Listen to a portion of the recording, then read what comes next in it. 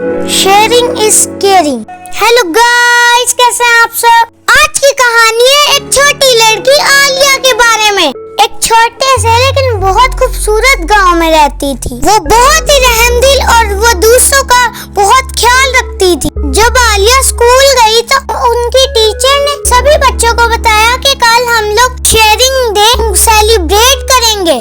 सभी बच्चों के साथ आलिया भी बहुत खुश हो गई और जब वो घर गई तो उसने शेयरिंग डे के लिए अपनी मामा के साथ बिस्किट्स तैयार किए। जब वो बिस्किट्स तैयार कर रही थी वो बहुत ही एक्साइटेड थी इसके लिए कि वो कल ने ये बिस्किट दूसरे बच्चों के साथ भी शेयर करके खाएगी। जब उसने बिस्किट्स बना लिए तो उसने अपने फ्रेंड के घर में देखा, वहाँ पे बहुत अंधेरा छाया हुआ था और वो समझ गई कि शायद आज उनके पास खाने के लिए कुछ भी नहीं है। और वो कुछ बिस्किट अपनी फ्रेंड के घर लेके गई और उसको खाने के लिए दिए।